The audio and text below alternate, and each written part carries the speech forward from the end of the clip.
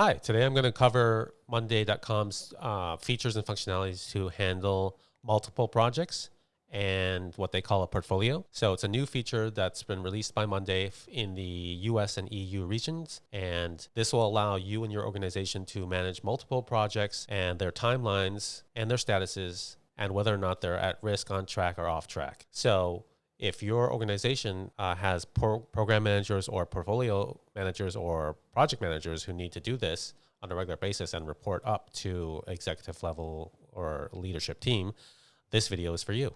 So let's jump into the video now and check out how it works. Hi, this video is brought to you by MondayExpert.com, and we help businesses to create custom automated integrated workflows on Monday.com. But for now, let's jump into this video and help you put the pieces together. And if this content was helpful to you in any way, please click like or subscribe. Thanks.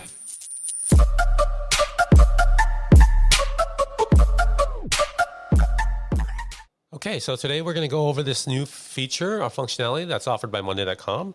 Unfortunately, it's only available in two of their regions, which are the US and the EU regions. It is currently not available in the AU region or Asia Pacific region. It's a cool feature because it solves a lot of the issues that normally clients will ask me to automate.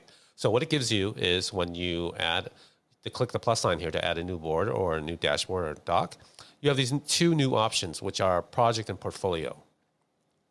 Now, it's important that you click it in the right order. So portfolio has to come first. Okay, so let's say you click on, well, let's show you what happens if you click project. So we'll just say test project. Great. What it gives you is basically a board with a lot of good like presets, columns, and statuses and priorities and such. And you can and also the Gantt chart here, so you can see how everything lines up between the tasks within this project in terms of timeline. Now, if we were going to go back and click new portfolio, and let's say this is a portfolio, it will then create the portfolio. Okay.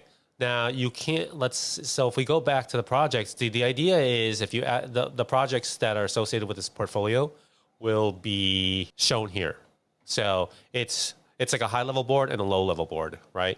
So a lot of times in a lot of companies, you have departments that handle multiple projects at the same time.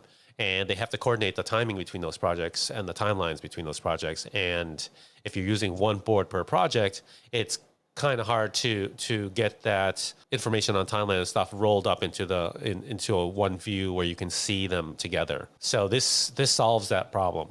Okay, so let's go back to our project here, and we can see there's nothing here that's connecting it to this portfolio, right? So the way we do it, that's why I said it's important that you have to create this portfolio board first. So now if we create the project, well, let's just name it test project number 1. So we'll just differentiate it, and here you can see you can select different templates. But what this does is if you create, so I'm just going to use the standard one that comes out of the box, is that it will create a test project, and as you can see here, it's associated with this portfolio. It's showing up in this portfolio now. So if we go test project 1, you can see this column here. It's a link to the portfolio. Okay, and here you can't rename this column, so it's always going to be this way, and that's just part of their implementation. Probably I can rename these columns, so I can rename these columns. Okay, I just can't rename this one. Let me see if I can resize it even. Yeah, so it's pretty locked down. I can't even resize it. Okay, but what it gives you is if we go back to the portfolio, so the idea here is that the project manager or program manager will click on off track, at risk, on track. Okay, so these are common within the PMO expertise area, I guess, specialization area. The progress here, see, it sums up the columns. So this is basically the status columns from here. So if I change this to red, there should be a red one there now. Okay, see there. Priority also the same. Let's go back. Oh, priority is not synced. Interesting. So let's pick high. Okay. So apparently this is not synced. Okay, so this is for the entire project. I guess this is the idea. So let's just make high. Stage. Okay, so this is for the entire project as well. Now you can click off. Let's create another project before we do that. Test project 2. I'll create 3 projects so that we can have a more complete data set to play around with here. Okay, so we've created all 3 projects. Now if we just let's duplicate these so we have more data in here. Okay, and then let's move those to the execution phase. Okay, so now we have a little bit more. Let's say this is working on, and stuck.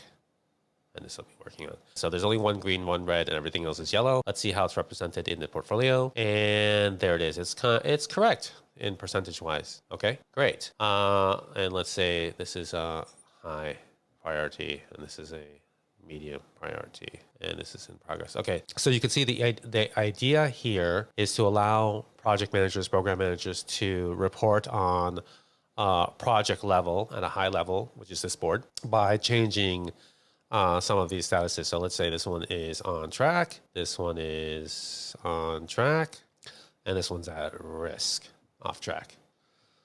Well, let's say at risk. Let's say off track, at risk. Okay, here we go. So now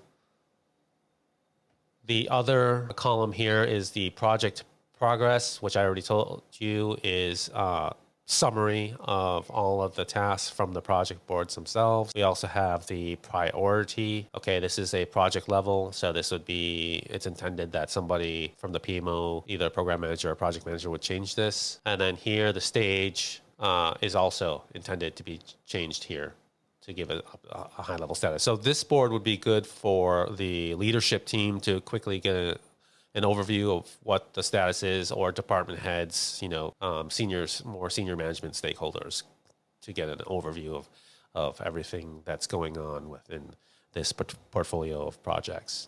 This could be another use case that this could be used for is programs. Instead of portfolio, it's like a program, which is basically the same thing. It's a group of projects that are interrelated and being managed at the corporate level instead of the department level. It could be department level, but it depends.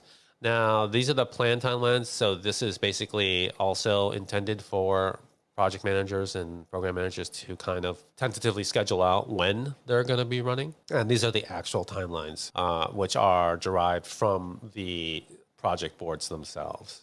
Okay, so let's say this one is May 22nd to June 21st. If we go back and change project number 2 timeline, let's just say we change this to 24th to 28, okay? And then we change this one. So this one should automatically get pushed out because of the Gantt. Yes, it did. So it automatically got pushed out. Now, if we go back to portfolio, so we've shifted it. So what it should look like, because they were all copies of each other from the same template, so it should have been ending in June, okay?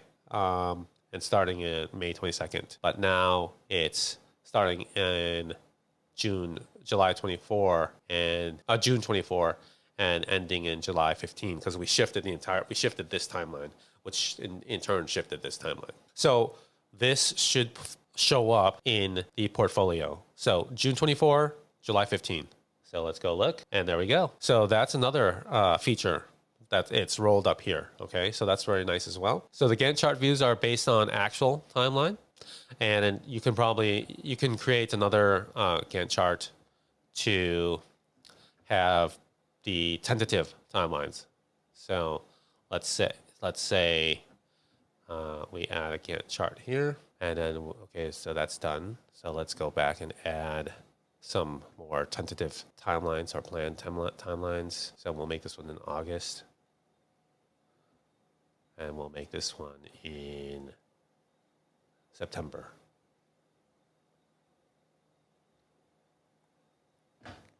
So now if we look at this Gantt chart that we just created, we can see that the timelines these are the planned or estimated timelines. Okay, so you can have both. The other view that it gives you is the snapshot view. And what this does is it gives you the quick overview or graphical kind of overview of how many projects are on track, how many are at risk, and how many are off track. So it's a very cool feature. It does a lot of the things that people have asked me to implement, do custom implementations for.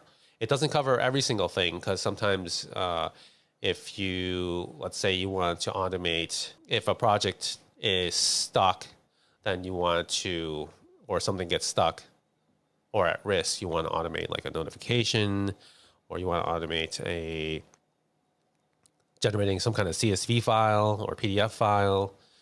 Those kind of types of things are not out of the box. Now, maybe you can implement them directly on Monday, but a lot of the more complex things will require you to use other low-code, no-code platforms to accomplish that. But this is a very good step in the right direction. It's great to see that the Monday team, development team, product team is rolling out these kind of features at this speed. So I think they're very good. They have a really good plan. I like how they incrementally roll out features all the time, and it's based on the community votes. So it's really great. This is going to make things much easier and much faster to implement on Monday. Okay, guys. So thanks. That's it for today. I hope this helps. If you like this video, please click subscribe and like, and I'll see you next time. Bye-bye.